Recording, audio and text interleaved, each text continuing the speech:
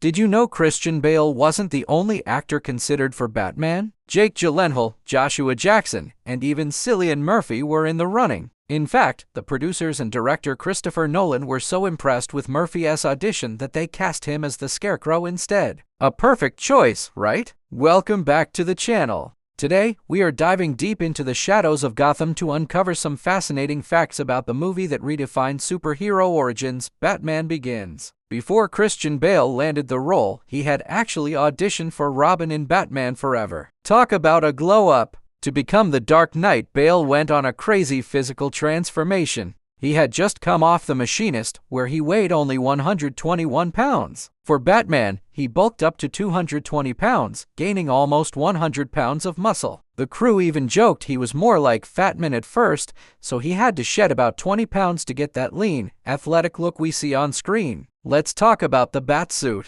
It was a huge challenge. Previous suits were notoriously stiff and made it impossible for actors to even turn their heads. Nolan wanted a suit that was functional and tactical. The new design consisted of multiple pieces, allowing for much greater mobility. However, it was still incredibly hot and heavy. Bale said wearing it made him feel a certain rage, which he channeled directly into his performance as the aggressive, intimidating Batman. The famous "I'm Batman" growl? That was all Bale developed to differentiate Bruce Wayne from his alter ego. And what about the Tumbler, the Batmobile of this new era? Instead of a sleek sports car, Nolan wanted a tank, something that looked like a cross between a Lamborghini and a Humvee. He built it from scratch, no CGI involved for most of the driving scenes. The production team built several fully functional tumblers, each costing around $250,000. They could go from 0 to 60 in under 6 seconds and even perform massive jumps. During one stunt scene on the streets of Chicago, a real-life driver, who was a bit tipsy,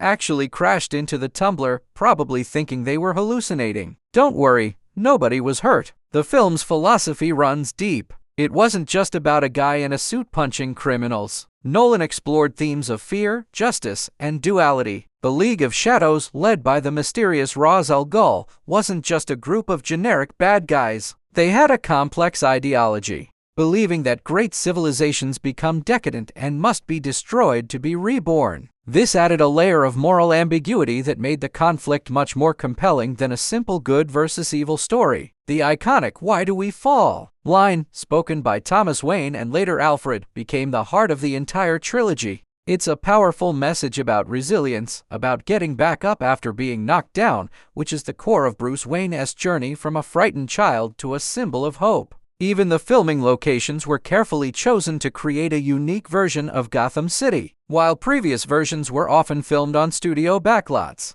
Nolan used real-world locations, primarily Chicago, to give Gotham a gritty, grounded feel. The Wayne Tower in the movie is actually the Chicago Board of Trade building. This realism made the fantastical elements, like a billionaire dressing up as a bat, feel much more believable within the world of the film. From its grounded approach to its complex characters and philosophical depth, Batman Begins didn't just reboot a franchise. It set a new standard for what a superhero movie could be. It proved that these stories could be smart, serious, and emotionally resonant. What's your favorite moment from Batman Begins? Let me know in the comments below. Thanks for watching. And if you enjoyed this trip back to Gotham, make sure to like, subscribe, and hit that notification bell for more movie deep dives. See you in the next one.